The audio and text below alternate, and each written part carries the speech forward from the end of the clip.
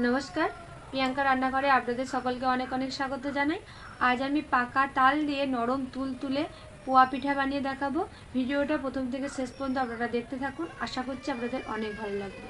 चलुन ताहले बानिये फेली आजके पाका तालेर पोआ पिठा। पोआ पिठा बानानोर जोन्नो एखाने आमी सेদ্ধ चाल जेटा आमरा भातेर चाल खाई सेई चाल आमी एक बाटी निये निয়েছি। এটা 4 ঘন্টা आगे থেকে আমি ভিজিয়ে নিয়েছি। এই চালটাকে আমি মিক্সিতে বেটে নেব।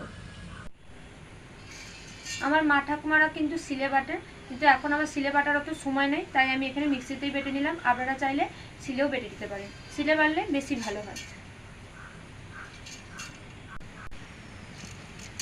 অল্প একটু জল দিয়ে দেব। এবার চালটা আমি মিক্সিতে খুব ভালোভাবে বেটে নেব। চালটা মিক্সিতে খুব ভালোভাবে বেটে নিয়ে চলে এসেছি। চাল বাটাটা দেখুন শক্ত করে বেটে নিয়েছি, পাতলা করে একদম চাল বাটাটা বাটবেন না। এবার এর মধ্যে আমি তালের কাঠ মিশিয়ে নেব। এখানে আমি এক বাটি, যে বাটির আমি চাল মাপ করে নিয়েছিলাম সেই বাটি এক বাটি আমি তালের কাঠ নিয়েছি। এই তালের কাঠটা আমি চাল বাটার মধ্যে মিশিয়ে দেব।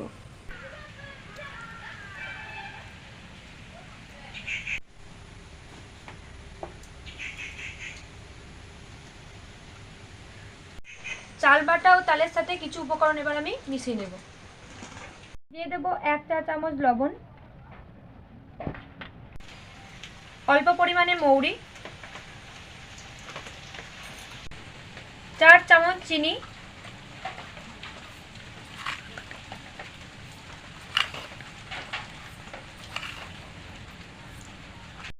2 চামচ ময়দা।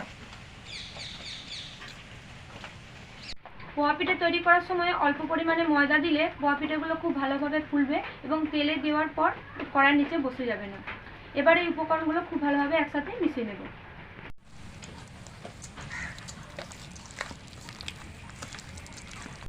খুব ভালোভাবে মিশিয়ে নিয়েছি, এবার বেশ কিছুক্ষণ ফাটিয়ে নেব।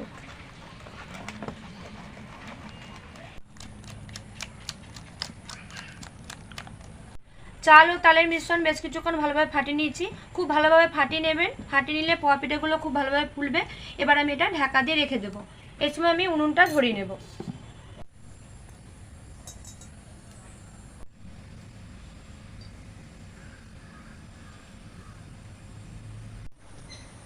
উনান ধরিয়ে তেল গরম করে নিয়েছি। এবার পোয়া পিঠাগুলো আমি মিডিয়াম আঁচে ভেজে নেব।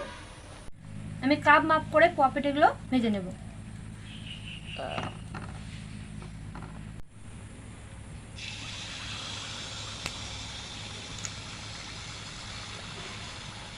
এখনই আছে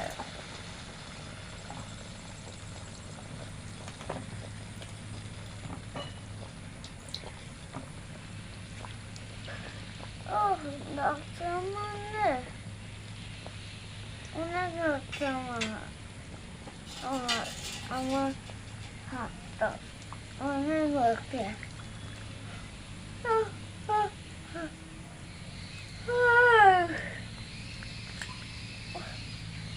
তোকে দিতে পারছি না, ইয়াতে করছে। দেখুন কত সুন্দর ফুলেছে পোয়া পিঠাটা। দেখুন পোয়া পিঠাটা আমি মিডিয়াম আঁচে ভেজে নিয়েছি। এবার দেখুন, এবার তুলে নেবো। এটা হালকা লাল লাল চলে আসছে, এর থেকে বেশি ভাজবো না।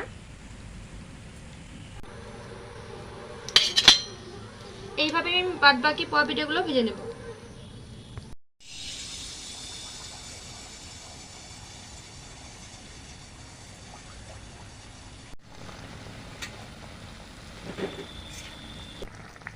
দেখুন পোয়া পিঠাগুলো কত সুন্দর ফুলছে।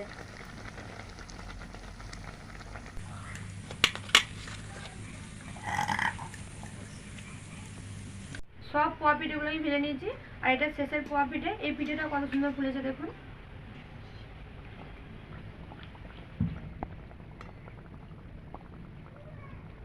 হালকা লাল লাল চলে এসছে, এবার আমি তুলে নেব।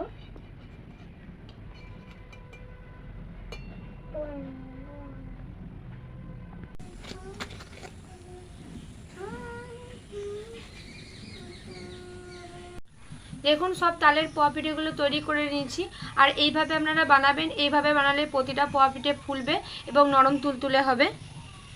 এই রেসিপিটি কেমন লাগলো অবশ্যই কমেন্ট করে জানাবেন।